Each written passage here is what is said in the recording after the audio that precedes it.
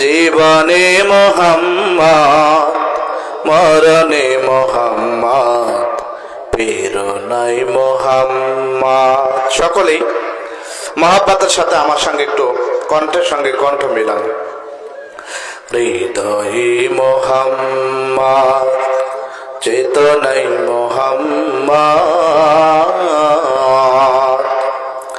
জীবনে মোহাম্মদ, মরণে মোহাম্মদ, প্রেরণায় মোহাম্মদ। আল্লাহুম্মা জোরে জোরে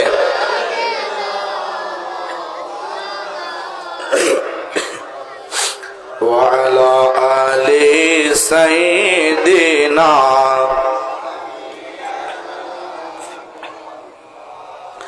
বাংলাদেশের প্রান্ত হতে সালাম জানাই হে রাসূল, হে রাসূল। সকলে জবানটা খুলে বলেন, সালাম জানাই হে রাসূল, হে রাসূল। আল্লাহুম্মা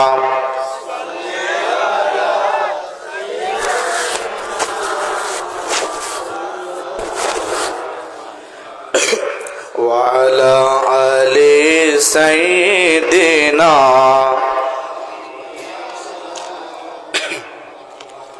আলহামদুলিল্লাহ, বাংলাদেশের ঐতিহ্যবাহী জেলা কুষ্টিয়া জেলার অন্তর্গত মিরপুর থানা কলাবাড়িয়া স্কুল পাড়া হিলফুল ফুজুল সংঘ কর্তৃক আয়োজিত 2 দিন ব্যাপী ঐতিহ্যবাহী তাফসীরুল কোরআন মাহফিলের প্রথম রজনীর আজকের প্রোগ্রামের সম্মানিত শ্রদ্ধাভাজন সভাপতি, বিশিষ্ট সমাজসেবক, আপনাদের এলাকার কৃতি সন্তান জনাব মোহাম্মদ গোলাম সরোয়ার সাহেব, বারাকাল্লাহু ফি হায়াতি। মহতারাম সভাপতি কে আছেন? উনি কে? আপনি সভাপতি? মাশাআল্লাহ। হ্যাঁ, মহতারাম সভাপতি সাহেবের জন্য দোয়া করি, আল্লাহ তার নেক হায়াত দান করুন, বলেন আমিন। আজকের প্রোগ্রামের সম্মানিত সহসভাপতি 2 জন আসেন, জনাব মোহাম্মদ আজিবার রহমান ও মোহাম্মদ আবু তালেব সাহেব। আসছেন? ওনারা আছেন? আপনার নাম কি? আমার নাম লোকমান। জি, আলহামদুলিল্লাহ। আজকের প্রোগ্রামের সম্মানিত প্রধান অতিথি ইসলামী আন্দোলন শেফা ও সালাত, দক্ষিণ পূর্ব এশিয়ার বৃহত্তম ইসলামী সংগঠন বাংলাদেশ জামায়াত ইসলামী পুরাদি ইউনিয়ন শাখার সম্মানিত সুযোগ্য আমির, আপনাদের খুব কাছের মানুষ। ওনার আরেকটা পরিচয় আছে, আপনারা জানেন। আমার বাবুল ভাইয়ের আরেকটা পরিচয় আছে, আপনাদের ইউনিয়নের সন্তান। ওনার আরেকটা পরিচয়, উনি বাংলাদেশ জামায়াত ইসলামী মনোনীত পুরাদা ইউনিয়ন পরিষদের চেয়ারম্যান প্রার্থী। তাই তো বাবুল ভাই? জি, আলহামদুলিল্লাহ, একজন যোগ্য মানুষ আমরা পেয়েছি। দলবাদ নির্বিশেষে আমরা এমন একজন যোগ্য মানুষ, কোরআনের খাদেম, কোরআনের কর্মী, আমাদের ভাইকে ইনশাআল্লাহ আমরা সমর্থন জানিয়ে দোয়া করব ইনশাআল্লাহ, যাতে ভাই বিজয়ের মালা পরিয়ে আমাদের সেবা করতে পারে। রাজি পারবেন ইনশাআল্লাহ? ভাইয়ের জন্য দোয়া করি, আল্লাহ ভাইকে কবুল করুন। আজকের প্রোগ্রামের সম্মানিত বিশেষ অতিথি জনাব GM শফিকুল ইসলাম, সাবেক মেম্বার 9 নম্বর ওয়ার্ড পুরাদা ইউনিয়ন পরিষদ। ভাইয়ের জন্য দোয়া করে আল্লাহ তাকে নেক হায়াত দান করুন। মঞ্চে উপস্থিত আছেন বাংলাদেশ জামায়াত ইসলামী শ্রমিক সম্মানিত সভাপতি জনাব ভাই, আমার খুব কাছের মানুষ, একসঙ্গে ছাত্র সংগঠন করতাম।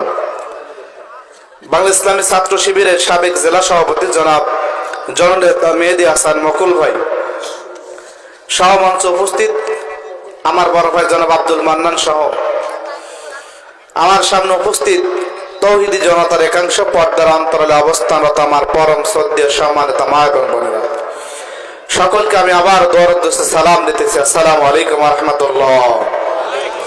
প্রিয় কলাবাড়িবাসী, আপনারা ভালো আছেন তো?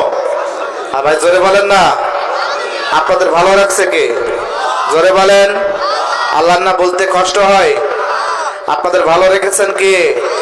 কেউ যেটা পারেন না পারেন কে? কেউ যেটা দেখেন না দেখেন কে? সে আল্লাহ তাআলার দরবারে অন্তর থেকে উজাড় করে আমরা মহান রবের দরবারে আমরা সকলেই কালিমাতুশ শুকর আদায় করি। সকলে বলে আলহামদুলিল্লাহ। প্রিয় ভাইয়েরা, এই কোরআনের মাহফিল আমরা খুশি না বেজার? জোরে বলেন। প্রিয় ভাইয়েরা, আমি আগেই বলেছিলাম আল্লাহ তাআলা বলেন নবী ওয়াইজা কুরিয়াল কোরআন, নবী যেখানে কোরআন তেলাওয়াত করা হয় ফাসতামিউ লাহু, তোমরা মনোযোগ সহকারে শোনো। কথাটা কার? আমার বাবার কথা, আমার দাদার কথা, আমার কথা? ধরে বলেন কথা কার? আল্লাহ বলতেছেন ফাসতামিউ লাহু, তোমরা মনোযোগ সহকারে শোনো। ওয়ানসিতু, কান খাড়া করে দাও। এই কোরআন শোনার জন্য তোমাদের কান আছে, কানগুলো এখন খরগোশের মতো খাড়া করো, যাতে অন্য চিন্তা না আসে, অন্য মনস্থ না আসে। এই কোরআন শোনার জন্য হৃদয়টা উজাড় করে দাও। আল্লাহু আকবার বলেন না? ও আমার ভাই, ও আমার ভাই, তাফসীরে ফি জিলালিল কোরআনের বর্ণনায় আল্লাহ রাব্বুল আলামিন বলেন ইন্নামাল মুমিনুনা আল্লাযীনা ইযা যুকিরাল্লাহু ওয়াজিলাত কুলুবুহুম ওয়া ইযা তুলিয়াত আলাইহিম আয়াতুহু যাদাতুহুম ঈমানাও ওয়া আলা রাব্বিহিম ইয়াতাওয়াক্কালুন। জোরে বলেন আল্লাহু আকবার। তাফসীরে ফি জিলালিল কোরআনের বর্ণনায় আল্লাহ বলেন ইন্নামাল মুমিনুনা আল্লাযীনা ইযা যুকিরাল্লাহ, আল্লাহ বলেন নবী মুমিন তো তারাই ইযা যুকিরাল্লাহ, যখন আল্লাহর কথা বলা হয়, আল্লাহর নাম বলা হয়, আল্লাহর নাম যখন তাদের সামনে বলা হয়, ইযা যুকিরাল্লাহ, তখন আল্লাহর কথা তাদের সামনে বলা হয়, বরং তাদের হৃদয়টা আল্লাহ তাআলা কোরআনের জন্য উন্মুক্ত করে দেন। সুবহানাল্লাহ বলবেন না ভাই? তার মানে তাদের হৃদয়টা উজাড় করে দেন, আল্লাহ তাআলা করে দেন কোরআন শোনার জন্য। আল্লাহর কথা যখন তাদের সামনে বলা হয়। ও আমার ভাই, তাফসীরে ফি জিলালিল কোরআনের বর্ণনায় আল্লাহ বলেন ইযা তুলিয়াত আলাইহিম আয়াতুহু, আল্লাহু আকবার বলেন না? আল্লাহ বলেন নবী ইযা তুলিয়াত আলাইহিম আয়াতুহু, আর যখন কোরআন থেকে কথা বলা হয়, কোরআনের আলোচনা করা হয়, কোরআন থেকে তাফসীর করা হয়, যাদাতুহুম ঈমানা, এই কোরআনের আলোচনা শোনার পরে তাদের ঈমানগুলো বৃদ্ধি হয়ে যায়। আপনি চিন্তা করছেন কত বড় কথা? এটা আল্লাহর কথা যে কোরআন শুনলে তাদের হৃদয়কে আল্লাহ উজালা করে দেন, উত্তালা করে দেন। কোরআন শোনার জন্য তাদের হৃদয়টা আল্লাহ বেকুলতা করে দেন। এই হৃদয়ের মধ্যে যখন কোরআন শুনে প্রশান্তি পায়, আল্লাহ বলেন কি, তাদের ঈমানটা তখন বৃদ্ধি হয়ে যায়। সুবহানাল্লাহ বলবেন না? ও আমার ভাই, কোরআন আবার দেখেন অনেকেই শুনতে দেয় না, আছে না নাই? জোরে বলেন না? আবার এই কোরআন দেখেন অনেকেই শুনতে চায় না, তারা মুসলমান হবে। আল্লাহর কথা নবী ওয়াইজা কুরিয়াল কোরআন, নবী যেখানে কোরআন তেলাওয়াত করা হয় ফাসতামিউ লাহু, এই কোরআনের কথাগুলো যখন বলা হয় ফাসতামিউ লাহু, আল্লাহ বলতেছেন নবী মনোযোগ সহকারে শোনা লাগবে। ও আনসিতু, কানগুলো খাড়া করে দেওয়া লাগবে। লাআল্লাকুম তুরহামুন, এই রহমত আল্লাহর পক্ষ থেকে তাদের উপর আল্লাহ রহমত দান করবে। আল্লাহু আকবার বলেন। তার মানে আল্লাহ বলেন কোরআন শোনা, আল্লাহ বলেন কোরআন শোনা লাগবে, কোরআন শুনতে হবে, কোরআন বুঝতে হবে, আমল করার দরকার আছে না নাই? তার মানে কোরআনের মাহফিলে আসা লাগবে। অনেক আবার দেখবেন কোরআনের মাহফিলে আসে না, হট্টগোল করে, বিশৃঙ্খলা করে, আছে না নাই? বদলাম করে, বলবে কিসের কি আয়োজন করতে, সেটা জামাতের প্রোগ্রাম, অনেকেই বলবে। কথা বলে না কেন? এরা অনেকেই বলবে রাজনৈতিক প্রোগ্রাম, কিন্তু এটাকে কোরআনের প্রোগ্রাম। আরে ভাই, এটা যদি রাজনৈতিকের প্রোগ্রাম হয়, এটা রাজনৈতিক একটা দলিল, রাজনৈতিক কিতাব। কথা বলেন না কেন? এজন্য রাজনৈতিক প্রোগ্রাম এই কথা বলার সুযোগ নাই। আল্লাহ বললেন নবী ওই সমস্ত মুমিন গোলা যারা আল্লাহর কোরআনকে ভালোবেসে যাবে, তারা আল্লাহর মহাগ্রন্থ আল কোরআন শোনার জন্য। আর আপনি বলবেন ওই ওখানে মান্নান সাহেবরা কি করছে, সব জামাতের লোকজন স্টেজ ভরে গেছে। আরে ভাই, আপনি আসেন, আপনি করেন, আপনি আসবেন না, করবেন না, আবার বিশৃঙ্খলা করবেন, হট্টগোল করবেন, এটা সম্পূর্ণ নিষেধ, হারাম। কথা বলেন না খান? ও আমার ভাই, এই হারাম কাজ করতো আবু জাহেল। আল্লাহ নবী যেখানে কোরআন প্রচার করতো, আবু জাহেল বাধা দিত, হট্টগোল করতো, বিশৃঙ্খলা করতে। কথা বলেন না খান? এই জামানার আবু জাহেল তারা কোরআন শুনে কিন্তু মানে না, মনোযোগ সহকারে কোরআন শুনে না, হট্টগোল করে, বিশৃঙ্খলা করে। আজ থেকে ১৫০০ বছর আগে আল্লাহ নবী যখন কোরআন তেলাওয়াত করতো, ওই আবু জাহেলরাও আল্লাহ নবীর কণ্ঠে কোরআন তেলাওয়াত শুনতো, কিন্তু হট্টগোল করতো, বিশৃঙ্খলা করতো। আল্লাহ নবী যখন কোরআন তেলাওয়াত করতো, আবু বকর শুনতো, ওমর শুনতো, ওসমান শুনতো, আলী শুনতো। আল্লাহু আকবার বলেন না। আল্লাহ নবীর কোরআন অনুযায়ী আমল করতো, কোরআন বোঝার চেষ্টা করতো। আবার এই কোরআন তেলাওয়াত আবু জাহেল শুনতো, উতবা শুনতো, সাইবা শুনতো, ওয়ালিদ ইবনে মুগিরা শুনতো। আপনি বলেন ওই আবু জাহেলরা কি কোরআনকে মেনেছে? মেনেছে? বরং ওই আবু জাহেলরা কি করতো? আল্লাহ নবীর কোরআনের এগনিস্টে গিয়েছিল, 144 ধারা জারি করেছিল। আবু জাহেল নিজেও কোরআন শুনতো, কিন্তু কোরআন মানতো না। তার মানে কোরআন শুনলে সে আল্লাহর প্রিয় বান্দা হয়ে যাবে এমনটা না। আবার কথা বুঝতে পারছেন?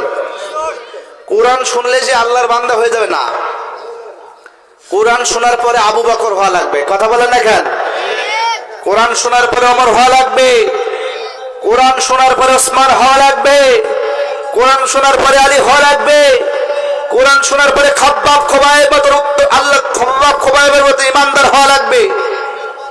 আবু জাহেল আল্লাহ নবীর কোরআন শুনতো। তাফসীরে ফি জিলালিল কোরআনের বর্ণনা আছে, আবু জাহেল প্রায় প্রতিদিন প্রতি রাত্রে আল্লাহ নবীর কোরআন তেলাওয়াত শুনতো, কিন্তু কোনোদিন মেনেছে? বিশৃঙ্খলা করতো, ট্র্যাকিং করতো, হট্টগোল করতো। ও আমার এবারে তাফসীরে ফি জিলালিল কোরআনের বর্ণনায় আল্লাহ নবী যখন কোরআন তেলাওয়াত করতো, বিশ্ব নবীর কোরআন তেলাওয়াত শুনেছেন। আবু জাহেল একদিন বিশ্ব নবীর কণ্ঠে কোরআন তেলাওয়াত শুনতে যাবে রাতের আধারে।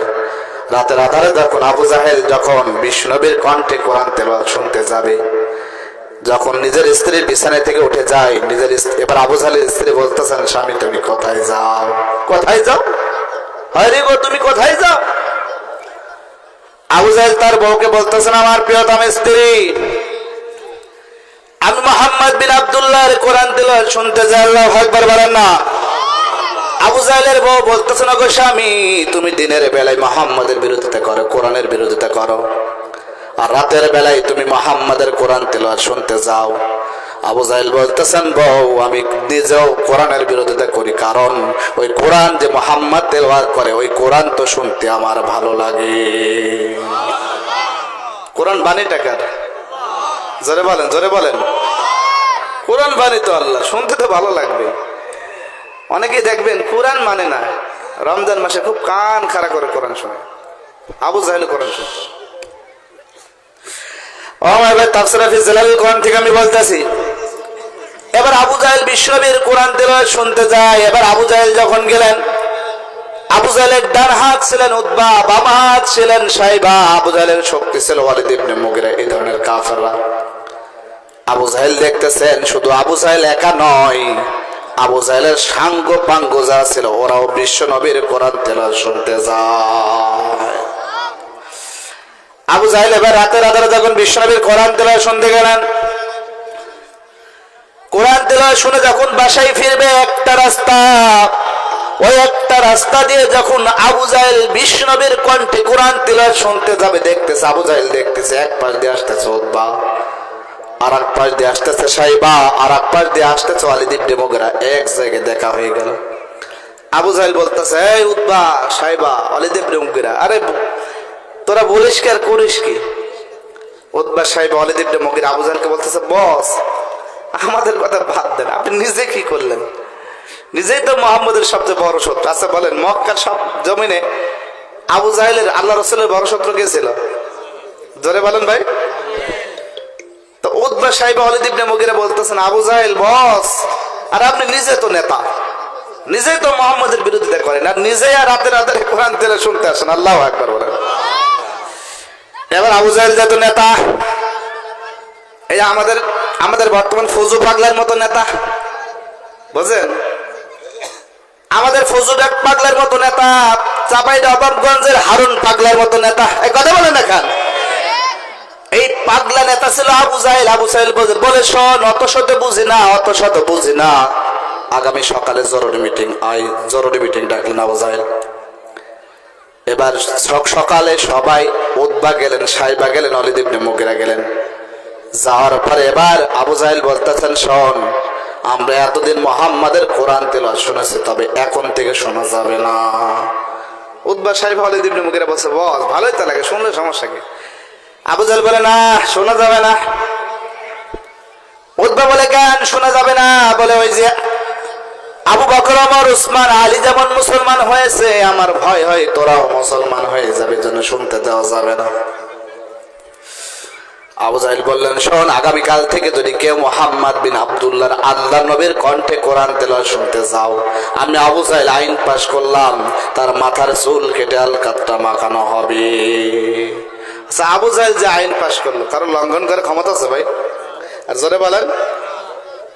তার মানে কি? আবু জাহেল ছিলেন মক্কার প্রধানমন্ত্রী, প্রেসিডেন্ট, সবচেয়ে বড় নেতা। তার আদেশ অমান্য করবে এত বড় সাহস কারণ নয়। আমাদের বর্তমান যে ডক্টর ইউনূস সাহেব, উনি যদি একটা আইন পাশ করে, আপনি বলেন কেউ লঙ্ঘন করার ক্ষমতা আছে? আরে ভাই, ইউনূস সাহেবের কথা বাদ দেন, আপনি ডিসি মহোদয় যদি আইন করে, এটাই লঙ্ঘন করার কারোর ক্ষমতা নাই। 144 ধারা ধরে ডিসি মহোদয় আইন জারি করে, কারোর ক্ষমতা নেই। এই গত বছর 31st নাইট আমাদের কুষ্টিয়াতে ডিসি মহোদয় 5 আগস্টের পরে উনি ঘোষণা দিলেন, এই বছর অন্তত 31st নাইট কুষ্টিয়াতে হবে না। তো উনি ঘোষণা দিলেন যে আমাদের কুষ্টিয়াতে কোনো মহিলা যদি, ছেলে একসঙ্গে যদি অশ্লীলতা, বেহায়াপনা করে, আতশবাজি করে, পটকা ফোটাই, এইগুলো যদি করে, তাহলে তাকে 2 দিন ধরে নিয়ে 2 দিন জেলখানায় ভরা হবে।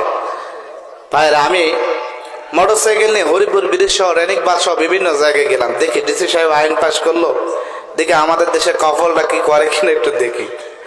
এই মানুষে দেখে বলতেছে কোরআনের মানুষ, আল্লাহি। হরিপুর ব্রিজ দেখলাম, রেনিকবাদ দেখলাম, একটা যুগল কপল, একটা ছেলে মেয়ে সেদিন অশ্লীলতা, বেহায়াপনা করে নাই। আইন করেছিল কে? আরে জোরে বলেন না ভাই।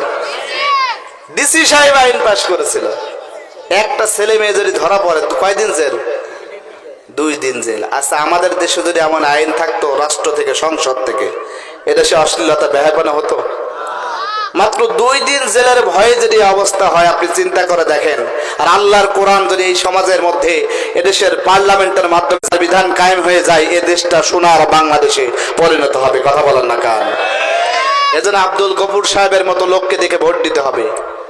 যারা ইসলামওয়ালা মানুষ, যারা টুপিওয়ালা মানুষ, যারা দাড়িওয়ালা মানুষ, যাদের মধ্যে আল্লাহ রসুলের সুন্নাহ আছে, যাদেরকে আল্লাহর ভয় আছে, আল্লাহর কোরআনের আদর্শ আছে, এই নেতা যদি আপনি অনুসরণ করেন, এই নেতার পেছনে চলেন, এই নেতাকে সমর্থন দেন, আল্লাহ রসুলকে যদি মানেন, এই নেতাকে একটা সিল মারেন, ও আমার কলবাড়ির মুসলমান, আমি ইমাম মাহফিলের মঞ্চ থেকে বলতেছি, ওই একটা ভোটের বিনিময় এদেশের হাজার হাজার মানুষের নামাজের সওয়াব আপনি পাবেন। এই কথাটা কখনোই ভুল নাই। কারণ আপনি ভোট দিলেন কয়টা? ধরে বলেন না, আপনি ভোট দিলেন একটা। আর এই একটা ভোট যদি আপনার যিনি পার্লামেন্ট সদস্য সারা বাংলাদেশে 151 জন পার্লামেন্ট সদস্য যদি সংসদে যে বলে, মাননীয় স্পিকার, আল্লাহর কোরআন বলতেছে নামাজ ফরজ না ওয়াজিব না নফল? জোরে বলেন। আল্লাহর কোরআন বলতেছে, আমরা এতজন এমপি মহোদয় এখানে আছি, আল্লাহর কোরআন বলতেছে নামাজ ফরজ, আকিমুস সালাহ, নামাজ কায়েম করতে হবে, আমাদের বিধান প্রতিষ্ঠা করতে হবে। মাননীয় স্পিকার, আমি সংসদ ভবনে আমি আজকে নামাজের বিল উপস্থাপন করতেছি। আগামীকাল থেকে বাংলাদেশের 56,000 বর্গ মাইলের প্রত্যেকটা ইঞ্চিতে নামাজের বিধান কায়েম করতে হবে। স্পিকার মহোদয় যদি বলেন, আমাদের অমুক আব্দুল গফুর সাহেব, মুফতি আমির হামজা সাহেব, মাননীয় সংসদ সদস্যবৃন্দ, ওনারা সংসদে একটা নামাজের বিল উপস্থাপন করলো, আগামীকাল থেকে নামাজের বিধান কায়েম হয়ে যাক, আপনার ওনার এই বিলের সঙ্গে আপনার একত্রতা প্রকাশ করতেছেন, আপনাকে হ্যাঁ বলবেন? প্রিয় ভাইয়েরা, কলাবাড়িবাসী, 151 জন পার্লামেন্ট সদস্য ধরি এইভাবে হাত উত্তোলন বলেন, হ্যাঁ আব্দুল গফুর সাহেব, তিনি আমাদের বিল সংসদে আনলেন, আমরা হ্যাঁ বললাম। 151 জন পার্লামেন্ট সদস্য যদি হ্যাঁ যুক্ত হয়, আল্লাহর কসম করে বলতেছি, বাংলাদেশের 56,000 বর্গ মাইলের প্রত্যেকটা মানুষ মুসলমান নামাজ পড়তে বাধ্য থাকবে। তাহলে আপনি ভোট দিলেন কয়টা? জোরে বলেন না। তাহলে দেশের সব মানুষ নামাজ পড়লে কি পাবেন? সব তো আপনি পাবেন। অনেকেই বলেন আমরা জান্নাত বিক্রি করি। আরে কিসের জান্নাত বিক্রি করি? আমরা মানুষকে জান্নাতের পথ দেখাই। আমরা মানুষের কাছে জান্নাত বিক্রি করি না, মানুষকে জান্নাতের পথ দেখাই। মানুষকে বলি জান্নাত, এই পথে গেলে আপনি জান্নাত পাবেন। প্রিয় ভাইয়ের, এজন্য কোরআনের পক্ষে থাকতে হবে। আবু জাহেল যে আইন পাশ করলো, কারণ লঙ্ঘন করার ক্ষমতা আছে? জোরে বলেন। আমার ভাই আবু জাহেল বলে, শোন, আগামীকাল থেকে কেউ আর বিশ্বনবীর কোরআন শোনা যাবে না। এবার উতবা সাইবা ওয়ালিদ ইবনে মুগিরা আবু জাহেলকে বলতেছেন, বল যদি আমরা মুহাম্মাদের কোরআন শুনি তাহলে কি করবেন? আবু জাহেল বলে, শোন, যদি আগামীকাল থেকে যদি কে মুহাম্মাদের কোরআন শোনো তাহলে কিন্তু আমি আইন পাশ করলাম, তার মাথার চুল কেটে আলকাতরা মাখানো হবে। আইনটা কি ভাই? মাথার চুল কেটে আলকাতরা মাখানো হবে। আইন করলো কে? আবু জাহেল। তাফসীরে ফি জিলালিল কোরআন থেকে বলতেছে, আমি আবু জাহেল আইন পাশ করে এবার বাসায় চলে গেল। এবার রাতের সময় চলে আসলো। এবার রাতের সময় যখন আসলো, এবার আবু জাহেল গেল, বাসায় গেল, উতবা গেলেন, সাহেবে গেলেন, ওয়ালিদ ইবনে মুগিরা বাসায় চলে গেলেন, নিজেদের স্ত্রী বিছানায় শুয়ে চিন্তা করতেছেন। এদিকে উতবা মনে মনে ভাবতেছেন, আবু জাহেল আজকে যে আইন পাশ করলো কারোর লঙ্ঘন করার ক্ষমতা নাই। আইনটা কি? মাথার চুল কেটে আলকাতরা মাখানো হবে, এটা আবু জাহেলের আইন। এবার উতবা নিজের স্ত্রী বিছানায় শুয়ে মনে মনে চিন্তা করতেছেন, আবু জাহেল যে আইন পাশ করলো আজকে অন্তত কারোর লঙ্ঘন করার ক্ষমতা নাই, অন্তত কেউ লঙ্ঘন করতে পারবে না। আজকে আমি একা যাব। এদিকে সাইবা নিজের স্ত্রীর বিছানায় শুয়ে মনে মনে চিন্তা করতেছেন, আবু জাহেল যে আইন পাশ করলো অন্তত মুহাম্মাদের কেউ কোরআন শুনবে না, আমি একা যাব। ওয়ালিদ ইবনে মুগিরাও একই চিন্তা করলো, কারণ সকালে আইন করেছে, কেউ তো ভয়ে যাবে না, আমি আজকে একা যাব। আল্লাহু আকবার বলেন না। এদিকে আবু জাহেল নিজের স্ত্রী বিছানায় শুয়ে মনে মনে স্ত্রীকে বলতেছেন, বউ, আজকে আমি আইন পাশ করলাম, কেউ যদি মুহাম্মদ বিন আব্দুল্লাহর কোরআন তেলাওয়াত শুনতে যায় তাহলে তার মাথার চুল কেটে আলকাতরা মাখানো হবে। আমি যে আইন পাশ করলাম কেউ তো লঙ্ঘন করতে পারবে না, সুতরাং আজকে আমি একা মুহাম্মদের কোরআন তেলাওয়াত শুনতে যাব। শ্বশুর বাড়ি যে বলেন আল্লাহু আকবার, আল্লাহু আকবার বলেন না। আমার বাড়ি সেদিন আবু জাহেল গেল, উতবা গেল, সাইবা গেল, ওয়ালিদ ইবনে মুগিরা গেল, বিশ্বনবীর কণ্ঠে কোরআন তেলাওয়াত শুনতে গেল। বিশ্বনবীর কণ্ঠে কোরআন তেলাওয়াত শুনে যখন রাতের আধারে আবার যখন বাসায় আসবে, আবু জাহেল সেদিনে দেখতেছে উতবা একদিকে আসতেছেন, সাইবা আর একদিকে আসতেছে ওয়ালিদ ইবনে মুগিরা। রাতে সবার এক জায়গায় দেখা গেল। আবু জাহেল বলে, সকালে কি বললাম আর করলি কি? সকালে কি বললাম আর করলি কি? উতবা সাইবা ওয়ালিদ ইবনে মুগিরা আবু জাহেলকে বলতেছেন, বস আইন করলো কে? কে করলো? জোরে বলেন না। উতবা সাইবা ওয়ালিদ ইবনে মুগিরা আবু জাহেলকে বলতেছেন, বস আইন করলেন আপনি, আর আপনি তো আগে আসলেন, নিজের নেতা মানেন না, আমাদের বলেন কেন? আবু জাহেল বলে, শোন, অত শত বুঝি না, আমি নেতা তো কি হয়েছে, আয় সকালে, আবার আয় সকালে জরুরি মিটিং। সেদিন আবু জাহেল আবার জরুরি মিটিং ডাকলো সকালে। সেদিন উতবা গেল, সাইবা গেল, ওয়ালিদ ইবনে মুগিরা গেল।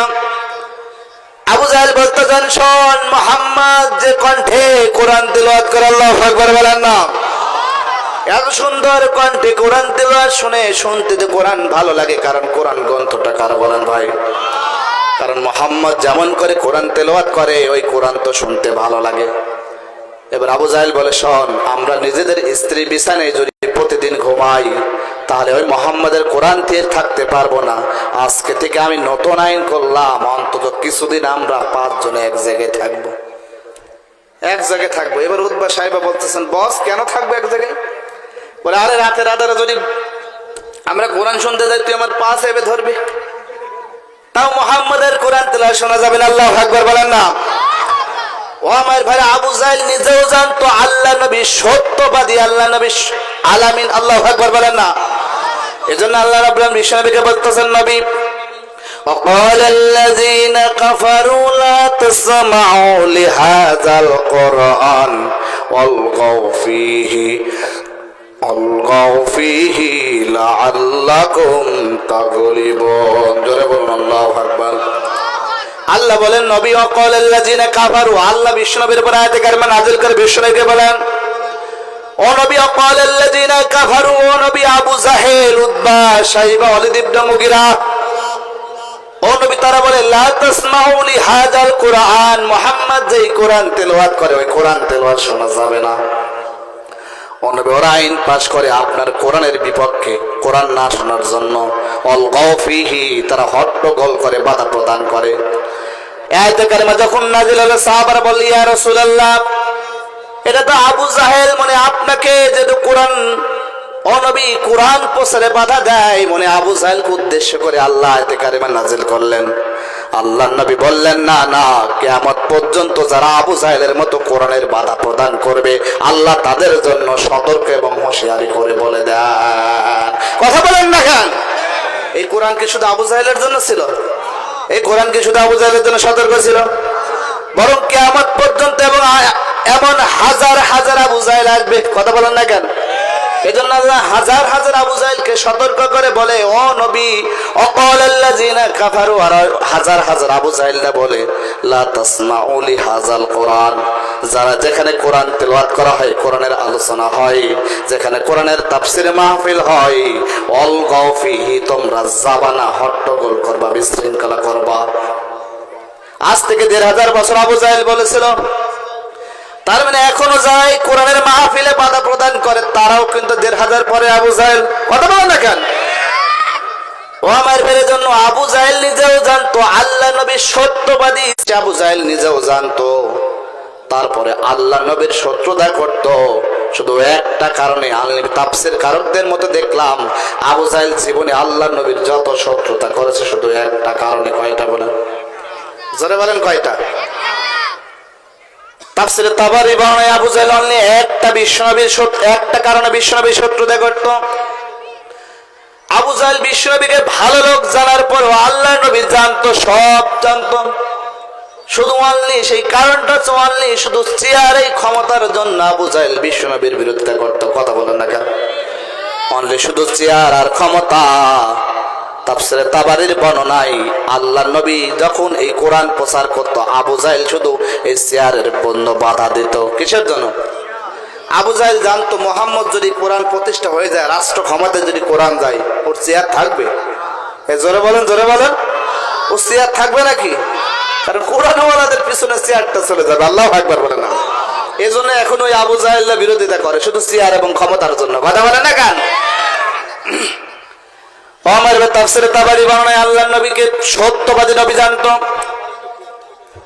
অনলি ক্ষমতার জন্য, চেয়ারের জন্য আবু জাহেল বিরোধিতা করতো। আবু জাহেল বিশ্বনবীকে মারার জন্য ষড়যন্ত্র করলো। তাফসীরে তাবারী বর্ণনায় আল্লাহর নবীকে হত্যার জন্য, আল্লাহ নবীকে মারার জন্য চক্রান্ত করত, ষড়যন্ত্র করত। চেয়ারের জন্য আবু জাহেল বিদেশি মেহমান ডাকলেন। একজন মেহমান ডাকলেন, নাম হচ্ছেন কাব বিন আশরাফ। এই কাব বিন আশরাফ ছিলেন ইহুদিদের নেতা, তাওরাতের হাফেজ ছিলেন। ইহুদি বোঝেন আপনারা? ইহুদি বোঝেন? বলেন তো ইহুদির একটা দেশের নাম বলেন তো। জোরে বলেন না? মাশাআল্লাহ, এ তো সবাই দেখছি জানেন। এলাকার লোক জায়গা আলহামদুলিল্লাহ অন্তত শিক্ষিত আছে, কম বেশি বোঝে। ও আমার ভাই, কাব বিন আশরাফ ইসরায়েলের মানুষ ছিলেন, ইহুদিদের নেতা, তাওরাতের হাফেজ। এই কাব বিন আশরাফকে আবু জাহেল মেহমান করলেন, অতিথি করলেন, আমন্ত্রণ জানালেন মক্কাতে। এবার মক্কাতে আবু জাহেল কাব বিন আশরাফকে আমন্ত্রণ জানালেন। জানানোর পরে এবার কাব বিন আশরাফ, আবু জাহেল কাব বিন আশরাফকে মেহমানদারি করার পরে রাতের আধারে, প্রায় মধ্যরাত এমন অবস্থায় কাব বিন আশরাফকে আল্লাহ নবীর বিরুদ্ধে ষড়যন্ত্র করার জন্য একটা পাহাড়ি এলাকায় গেলেন, নির্জন এলাকা যেখানে মানুষজন থাকে না। এবার আবু জাহেল এবং কাব বিন আশরাফ পাহাড় এলাকায় গেলেন, পাহাড়ের চূড়ায় উঠলেন, উপরে উঠলেন।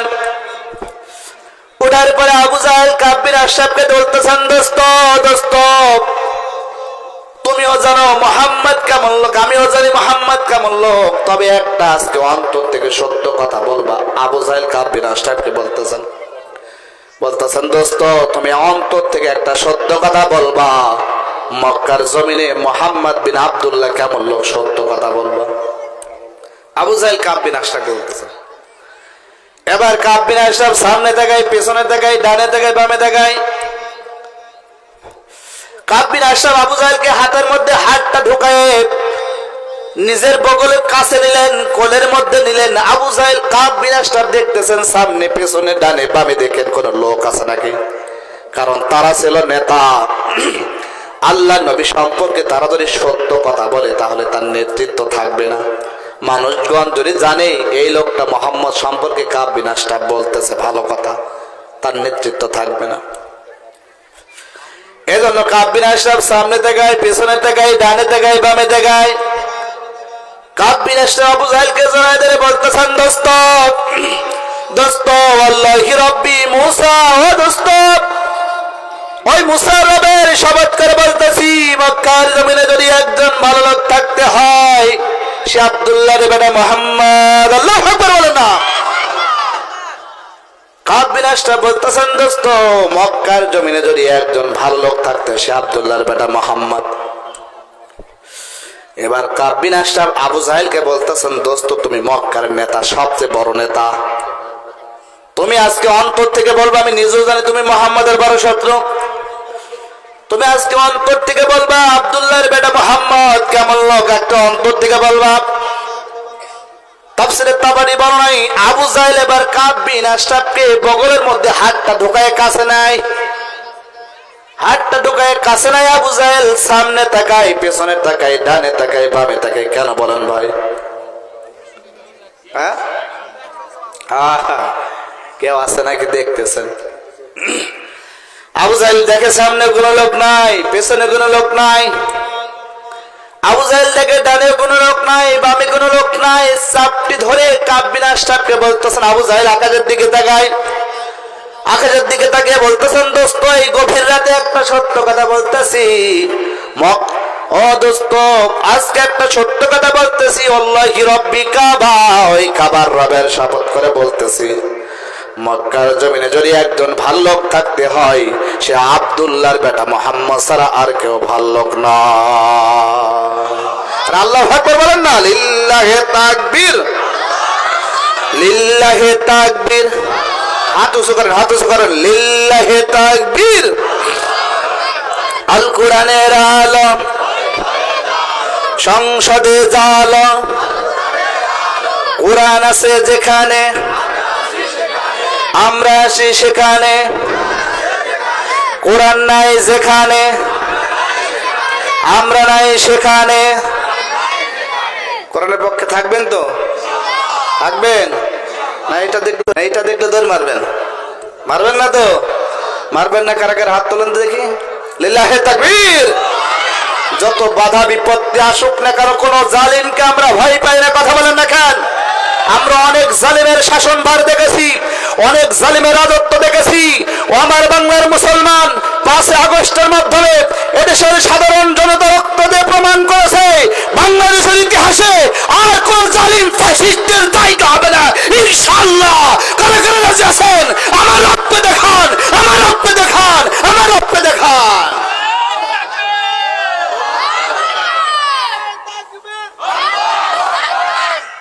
সম্মানিত ভাইয়েরা, এই জন্য আমরা কোরআনের পক্ষে থাকবো ইনশাআল্লাহ। ও আমার বেটা আবু জাহেল বলতেছেন, দোস্ত আল্লাহি রব্বি কাবা। আল্লাহু আকবার বলেন না। আল্লাহি রব্বি কাবা, ওই কাবার রবের শপথ করে বলতেছি, মক্কার জমিনে যদি একজন ভালো লোক থাকতে, নাম কি? জোরে বলেন।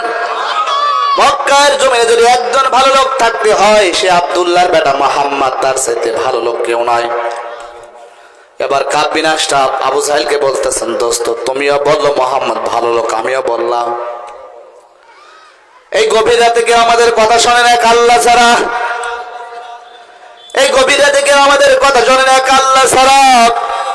ও আবু জাহেল, তুমিও বললে মুহাম্মদ ভালো লোক, আমিও বললাম মুহাম্মদ ভালো লোক, তাহলে আব্দুল্লাহর বেটা মুহাম্মদের তুমি সবচেয়ে মক্কার বড় শত্রু, কেন তুমি তার শত্রুতা করো? আবু জাহেল কাব বিন আশরাফকে বলতেছেন, দোস্ত শুধু একটা কারণে আমি মুহাম্মাদের শত্রুতা করি। কাব বিন আশরাফ বলতেছেন, দোস্ত কারণটা কি?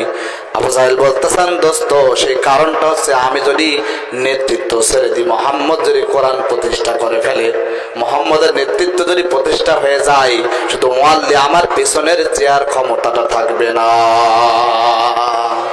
এই কথা বলেন দেখেন, আমার পিছনের গদি থাকবে না। এজন্য একটা কারণে শত্রুতা করি।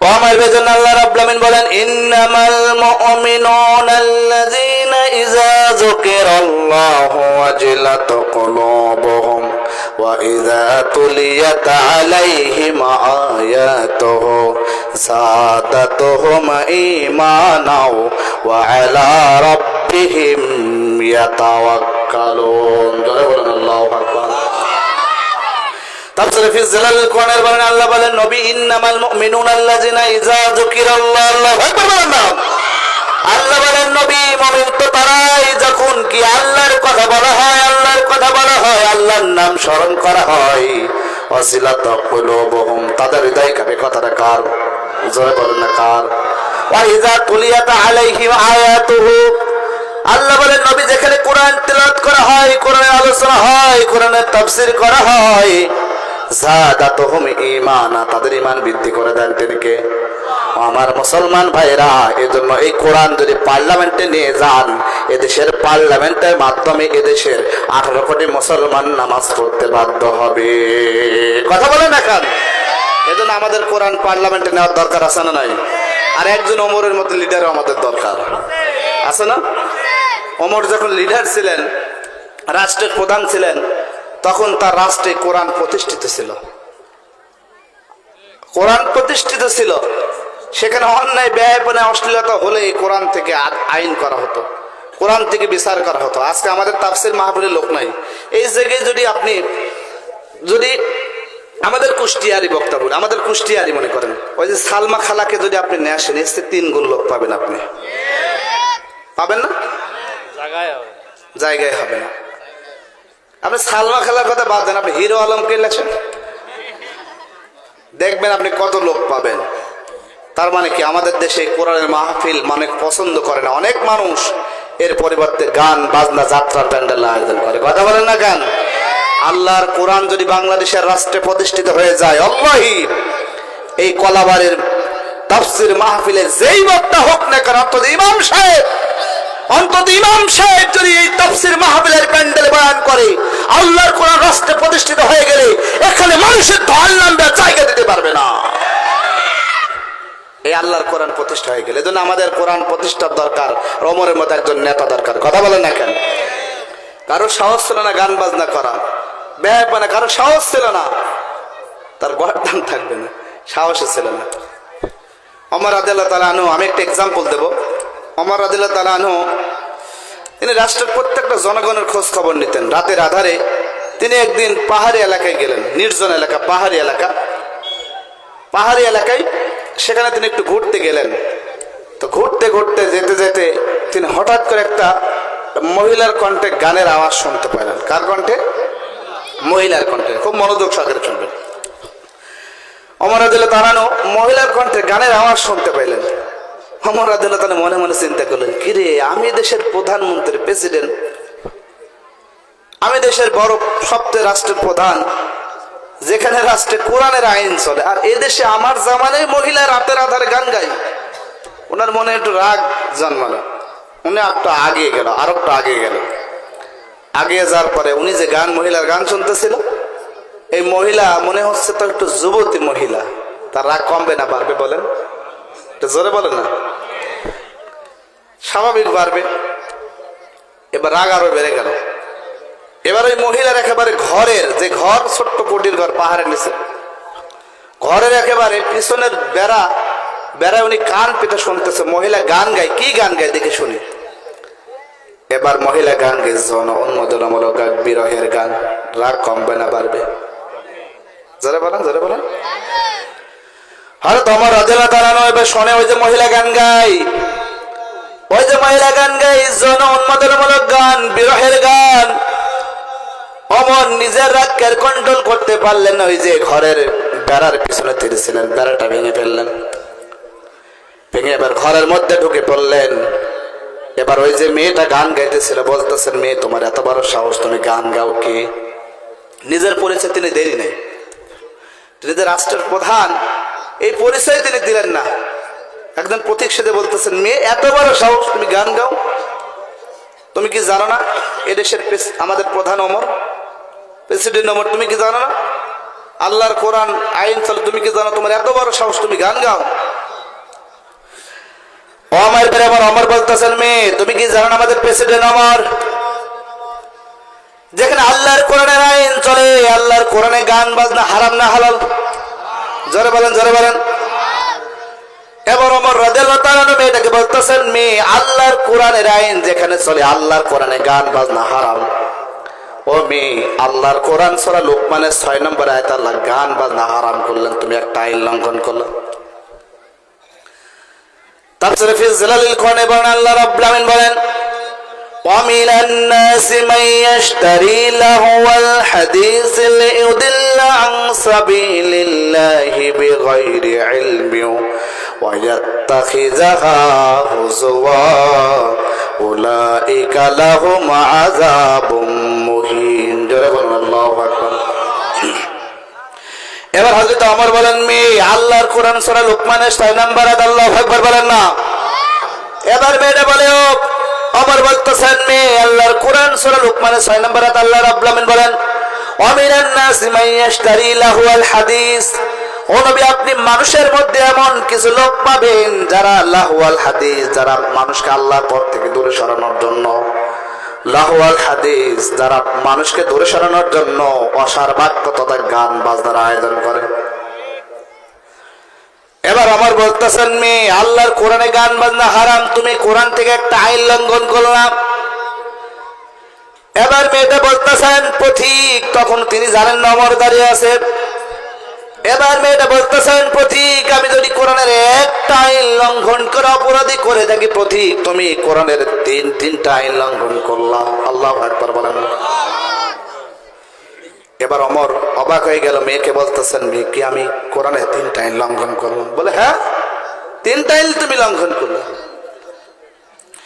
এবার হযরত ওমর বলতেছেন, মেয়ে, আমি কোরআনের কোন 3টা আইন লঙ্ঘন করলাম বলো দেখি। এবার মেয়েটা বলতেছেন, পথিক, আল্লাহর কোরআন সূরা বাকারা 190 নম্বর আয়াত আল্লাহ রাব্বুল আলামিন বলেন, আল্লাহ রাব্বুল আলামিন বলেন, ওয়ালাইসাল বিররু বিআন তা'তু বুয়ুতা মিন যুহুরিহা ওয়ালাকিন্নাল বিররা মানিত্তাকা ওয়া আতুল বুয়ুতা মিন আবওয়াবিহা ওয়াত্তাকুল্লাহা লাআল্লাকুম তুফলিহুন। জোরে বলুন আল্লাহু আকবার। এবার মেয়েটা বলতেছেন, পথিক, আল্লাহর কোরআন সূরা বাকারা 190 নম্বর আয়াত আল্লাহ রাব্বুল আলামিন বলেন, ওয়ালাইসাল বিররু বিআন তা'তুল বুয়ুতা মিন যুহুরিহা ওয়ালাকিন্নাল বিররা মানিত্তাকা। আল্লাহু আকবার বলেন না। আল্লাহ বলেন, ওগো নবী, আপনি এমন কিছু লোক দেখবেন, আল্লাহ বলেন, ওগো ঈমানদারগণ, তোমরা যদি কোনো বাড়িতে যদি আল্লাহকে ভয় করে থাকো, যদি কোনো বাড়িতে প্রবেশ করতে হয়, তোমরা যদি আল্লাহরে ভয় করো, যদি কোনো বাড়িতে প্রবেশ করতে হয়, তাহলে ওই বাড়ির পিছন গেট দিয়ে নয়, ওয়াতুল বুয়ুতা মিন আবওয়াবিহা, ওই বাড়ির সামনের গেট দিয়ে প্রবেশ করা লাগবে। নির্দেশটা কার? তার মানে কোন বাড়িতে প্রবেশ করতে হলে কোন গেট দিয়ে? পিছনের গেট দিয়ে। পিছনে ফুকসে মেরে, বেড়া দিয়ে ফুকসে মারে বাড়ি আছে নাকি? ঢোকা যাবে? তার মানে আল্লাহর কোরআন বলতেছে, আতুল বুয়ুতা মিন আবওয়াবিহা, যদি কোনো বাড়িতে প্রবেশ করতে হয় কোন দিক দিয়ে? বাড়ির সামনের গেট দিয়ে প্রবেশ করা লাগবে। এবার মেয়েটা বলতেছেন, পথিক, আল্লাহর কোরআন সূরা বাকারা 190 নম্বর আয়াত আল্লাহ বলেন, ওগো ঈমানদারগণ, যদি তুমি বাড়িতে প্রবেশ করতে হয়, বাড়ির সামনের গেট দিয়ে প্রবেশ করবা। ও পথিক, তুমি আমার বাড়ির সামনের গেট দিয়ে নয়, আমার বাড়ির পেছনের গেট বেড়া ভেঙে প্রবেশ করেছো, তুমি তো কোরআনের 1 নম্বর আইন লঙ্ঘন করলা।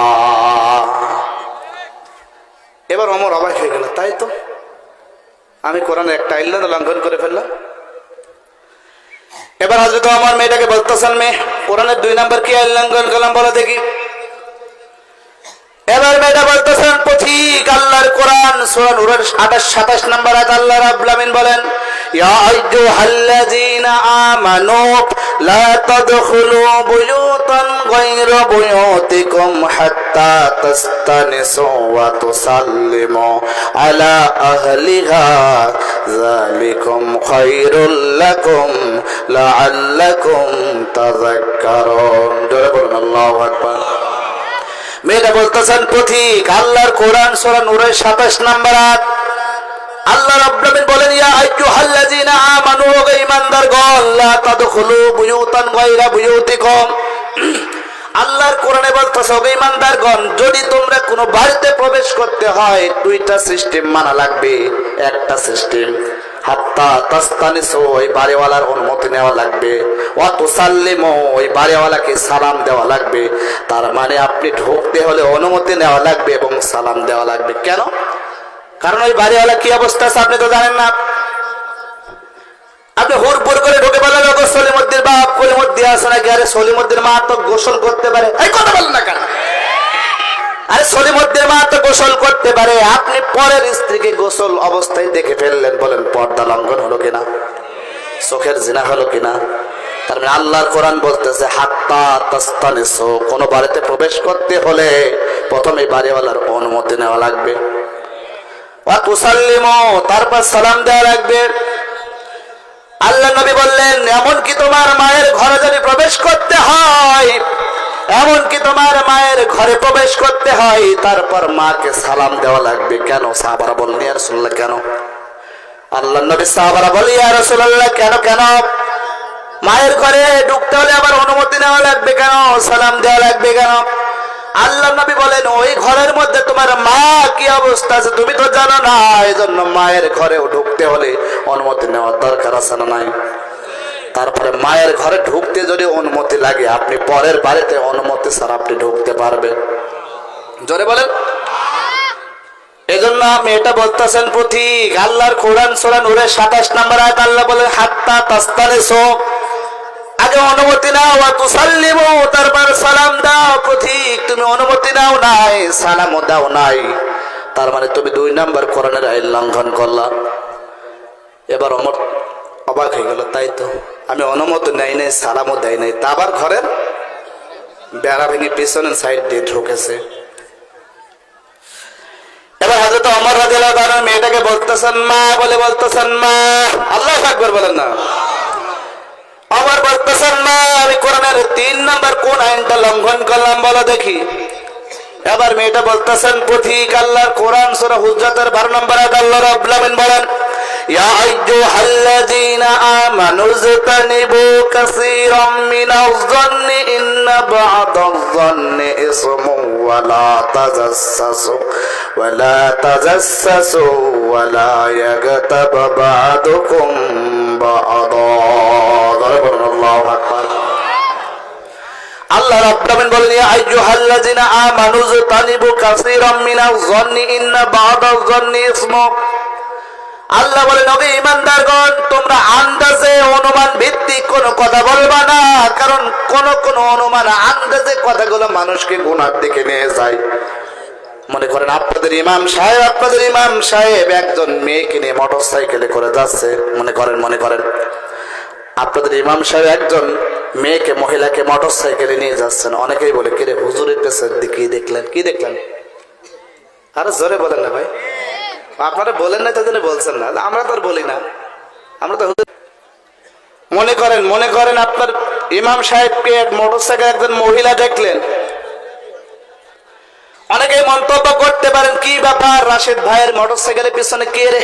মনে গার্লফ্রেন্ড নাকি? মনে গার্লফ্রেন্ড, মনে হয় বান্ধবী। আরে তো রাশেদ ভাইয়ের বউ হতে পারে, কথা বলেন না কেন?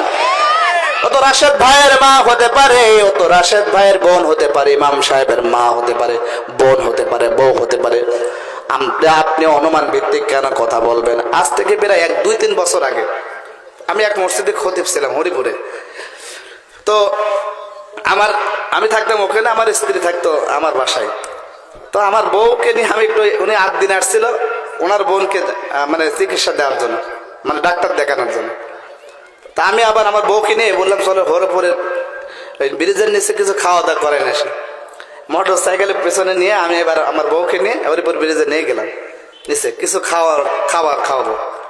তো একজন মুসল্লি আমার ঠিক পাইছে, কিন্তু হুজুরের পেছনে বউ দেখলে, মহিলা দেখলাম। 3 দিন পর আমাকে জিজ্ঞাসা করতে, হুজুর একটা কথা ছিল। বললাম বলেন ভাই। বলছে আপনার পিছনে মহিলা দেখলাম, ওটি কিদা? কে? আমার গার্লফ্রেন্ড। হুজুর আবার কি বলেন, আপনার গার্লফ্রেন্ড হবে? আপনি তো বলছেন কিডা মহিলা দেখলেন। বলছে না, এমনি জিজ্ঞাসা করছে কিডা। আমি বললাম আমার বউ। বলছো এজন্য ভাইরা এজন্য মোটরসাইকেলে কে, সুতরাং অনুমান ভিত্তিক আন্দাজে আমি উদাহরণ দিলাম, এমন কোন অনুমান আন্দাজে কথা বলা যাবে না। এজন্য আল্লাহর কোরআন থেকে শিক্ষা নেওয়া লাগবে, অনুমান ভিত্তিক কোনো কথা বলা যাবে না। আল্লাহ বলেন ওলা তাজাসসু, বুঝেন তাফসীরে ফি জিলালিল কোরআনের বর্ণনায় আল্লাহ বলেন ওলা তাজাসসু, তোমরা একে অপরের দোষ ত্রুটি সন্ধান করো না। ওয়ালা ইয়াগতাব বা'দুকুম বা'দা, তোমরা একে অপরের পিছনে গীবত করো না। আমাদের সমাজে নাই, তবে আপনাদের কলাবাড়িতে নাই। একজন আরেকজনের দোষ ত্রুটি সন্ধান করে না, গীবত করে না, আছে? আল্লাহ নবী বললেন কেউ যদি কোনো মুসলমানের একটা দোষ ত্রুটি গোপন করে, লক্ষ্য করে শুনবেন, আল্লাহ নবী বললেন কেউ যদি কোনো মুসলমানের একটা দোষ ত্রুটি গোপন করে দেয়, কিয়ামতের দিন আমার রব তার ৭০টা দোষ ত্রুটি আল্লাহ গোপন করে দেয়। এজন্য ভাই একে অপরের দোষ ত্রুটি সন্ধান করা যাবে না, পিছনে গীবত করা যাবে না। এবার মেয়েটা বলতেছেন পথিক আল্লাহর কোরআন সূরা হুজরাতের 12 নম্বর আয়াত, ওগো পথিক আল্লাহর কোরআন বলতেছে অনুমান ভিত্তিক কোনো কথা বলা যাবে না। তুমি অনুমান ভিত্তিক আন্দাজে কথা বললে, আমি গান গাইতেছিলাম, হ্যাঁ আমি গান গাইতেছিলাম, কিন্তু কেন গান গাইতেছিলাম তুমি তো জানো না, তুমি তো জানো না।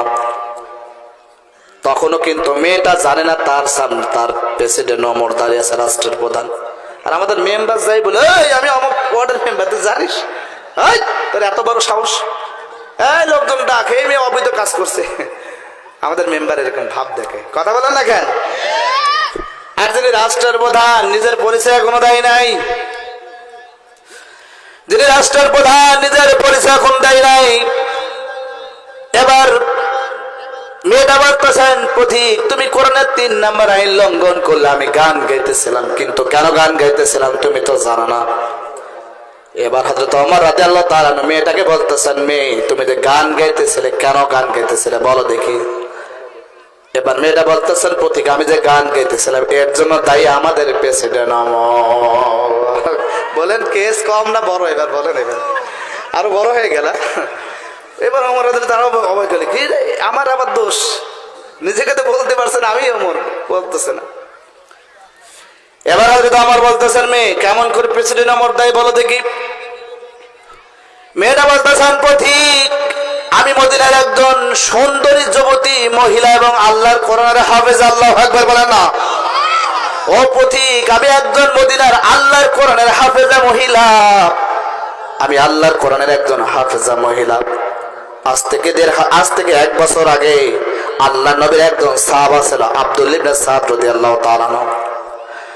আল্লাহ নবীর সাহাবার সঙ্গে আমার বিবাহ হয়, বিবাহ সম্পন্ন হয়ে গেল, মিষ্টি বিতরণ চলতেছিল। এমন সময় আমাদের প্রেসিডেন্ট ওমর রাদিয়াল্লাহু তাআলা আনহুর নিকট হতে আমার স্বামীর কাছে একটা চিরকুট আসলো, চিঠি আসলো। আমার স্বামী চিঠিটা পড়তেছিল, আমার স্বামী চিঠিটা পড়তে পড়তে আমার স্বামীর চোখ দিয়ে দাঁড় দাঁড় করে পানি বের হয়। মুরব্বীরা বলে ওগো আব্দুল্লাহ ইবনে সাদ তুমি কাঁদো কেন, কাঁদো কেন, তুমি কাঁদো। আব্দুল্লাহ ইবনে সাদ রাদিয়াল্লাহু তাআলা চিঠিটা পড়ে কাঁদতেছেন, বলতেছেন মুরব্বীরা আমাদের প্রেসিডেন্ট ওমরের নিকট হতে চিঠি এসেছে, চিঠির ভাষাটা এমন ওগো আব্দুল্লাহ ইবনে সাদ, ওগো আব্দুল্লাহ ইবনে সাদ এখন তুমি যেখানে যে অবস্থা আছো না কেন, তুমি এখন সেখান থেকে তোমার নেতা ডেকেছে যুদ্ধের ময়দানে চলে যাও। বলছে ওগো মুরব্বীরা আমার আজকে বিবাহ হলো, আজকে আমার স্ত্রীর সঙ্গে দেখা হবে, বাসর হবে, কিন্তু যেতে পারবো না। মুরব্বী বললো কেন কেন কেন? কালকে যেও তুমি যুদ্ধের ময়দানে। এবার আব্দুল্লাহ ইবনে সাদ বলতেছেন মুরব্বীরা শোনো, আল্লাহর কোরআন থেকে তিনি সূরা নিসার 59 নম্বর আয়াতে কারিমা তিলাওয়াত করলাম। তাফসীর ইবনে কাসির বলেন আল্লাহ রাব্বুল আলামিন বলেন ইয়া আইয়ুহাল্লাযীনা আমানু আতিউল্লাহ ওয়া আতিউর রাসূল ওয়া উলিল আমরি মিনকুম।